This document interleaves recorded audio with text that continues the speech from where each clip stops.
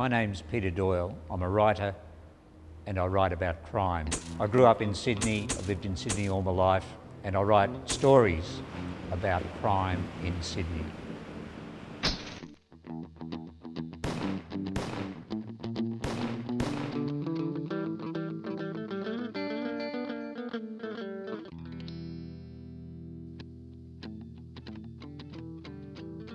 When I was young, my stepmother introduced me to Agatha Christie mystery stories. After that, she put me on to the more hard-boiled kind of crime fiction. And right through my 20s and 30s, I read hundreds and hundreds of crime paperbacks, and I enjoyed them immensely. And what was happening while I was doing that was I was, without being aware of it, learning all the rules and the codes that have evolved and continue to evolve in constructing those stories, and it's a really fantastic experience. It's a fun thing to do, but it's a great way to learn how to write while you don't know you're learning. One of the things I was very much drawn to as I haunted old bookshops and bought old novels that looked like they might be interesting, I was very drawn to two things: the speed with which the story could be told and just the pleasure in the telling, and the lean, mean, fast writing style. And I was also very drawn to the central characters in those stories, who are often people with big problems of their own. Back in the day when they were written, they were loser, outsider, heavy drinking, sometimes they had drug problems. They couldn't get anything right in their life. When we read these stories, they're the person that we actually identify with and like, and we want to see him or her triumph. It's a fantastic storytelling device, and it remains so to this day.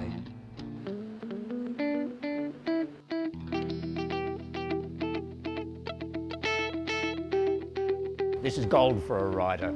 I've spent a lot of time wandering around fairly slowly areas just like this. In fact, I've done it for years, and I love doing it. I love doing it in Sydney. Streets like this, there's old inner Sydney's full of them. And if you take the time, and if you look again, carry a little camera with you sometimes helps. Places like this can really speak to a writer, and they give you ideas. Obviously, they suggest dark happenings and violent events. It's easy to imagine them in a setting like this. In this particular setting, it turns out to be actually very correct. All sorts of things we know from the historical record happened right here. Murders, gang fights, random attacks, gangster activity, the whole shebang. And when something piques my interest, I try, if I can, to go to the place that's being talked about, take myself there and just have a look around. There's what you see and what everybody else sees, but you know something else about the place, so it talks to you as though it's just talking to you personally, and it's a really kind of weird but fantastic feeling. So while you're there having that weird and fantastic feeling, it's a good idea to take a few notes and look around and observe, but you're going to forget stuff as well. So try to remember a few of the trade names when you try to think up a good name of a bar or a laundry or anything. It's hard to make them up, but reality provides you with fantastic materials. I used this setting right here to open the first scene in the first crime novel I ever wrote. It seemed like a good place to start. I know this well, a rock pool in Sydney's eastern suburbs. My narrator, he gets down here just after dawn one morning for a swim, to clear a hangover, and there's a body floating in the pool.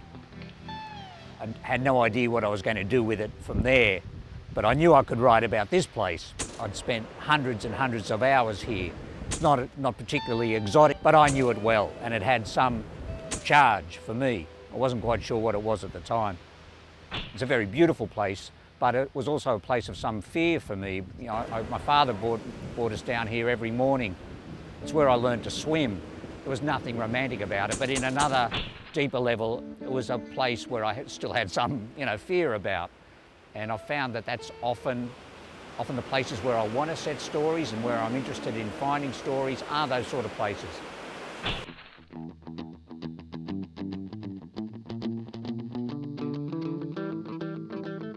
Crime stories, as fiction or non-fiction, as much as any other kind of writing, is really about, the human soul and human characters. And what they want and what they do to get what they want.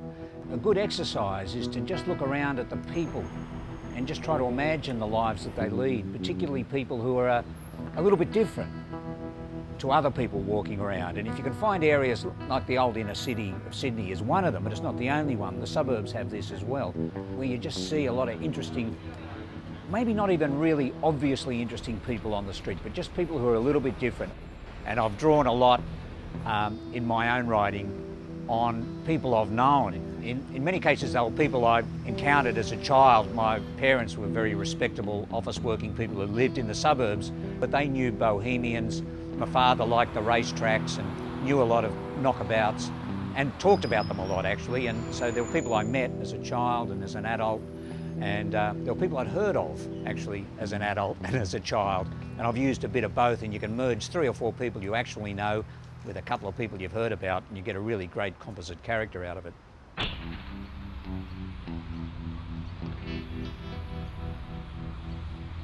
Naming characters is hard, and it can be great fun. They had us line up again in front of a table where a screw was sitting, filling in forms. When it was my turn, the bloke scarcely glanced at me. Name? Glasheen. Christian name? Bill. Real people's names have a kind of rhythm. You know, there's something holistic about them. Your name, my name, your best friend's name. But when you have to make up a name, it's hard.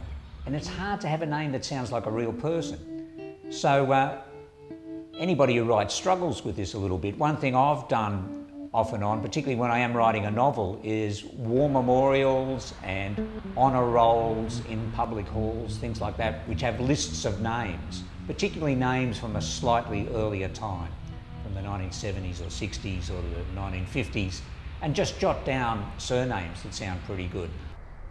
And names that aren't exactly of this time often give you a way through.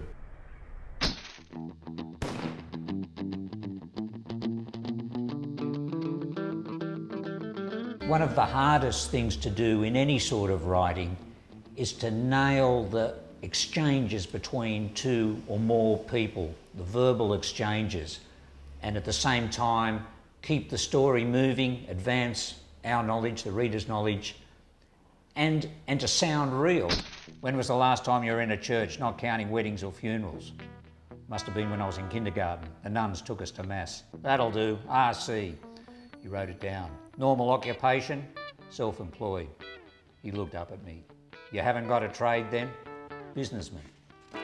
The real message that I'm always trying to remember about dialogue is that that's the beating heart of any story. That's the living, breathing part of it. And it's worth really thinking about it a lot. Listening in on conversations on trains and at bus stops and everywhere else. Just listening to what people say. It's okay to write long, but later on when you go back to what you've written, just keep cutting out, cut out the spoken words until you're right down to the very nub, the best, the fastest, the swingingest, the grooviest, the nippiest bit of spoken word you can get. When we talk in real life, we say a few things before we shut up and let the other person talk. In story writing, make it one each, and keep going back over it. I find it's really helpful with everything I write, but particularly dialogue, is to talk it out aloud, read it out aloud to myself.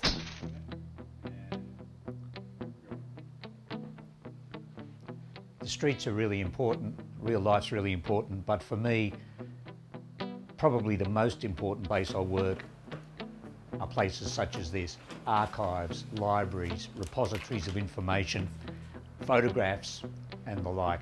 There's an immensity of story just waiting to be discovered. This is the real gold mine for people who are interested in writing stories. One thing that you find in the official records all the time is incomplete stories. Things that gesture towards a much bigger story in a very, very tantalising way. Sometimes that bystander in the distance wasn't even in the centre of the photo. It just seems to have a story to tell. And it's a fantastic exercise. It's a fantastic thing for a writer just to really attend to those little details and let your imagination go to work on them.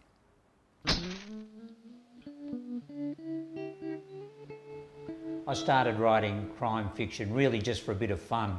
I hoped my wife might be amused and my best friend would read it and get a laugh out of it and kind of enjoy it. And I try to get back to that now. Whatever I do with crime writing is remember that really it's about pleasure, it's about fun, and try to have fun while I'm writing. And crime writing, maybe more than any other style of writing and reading, is really about that rhythm and liveliness and vigour and heartbeat, and without that it has nothing.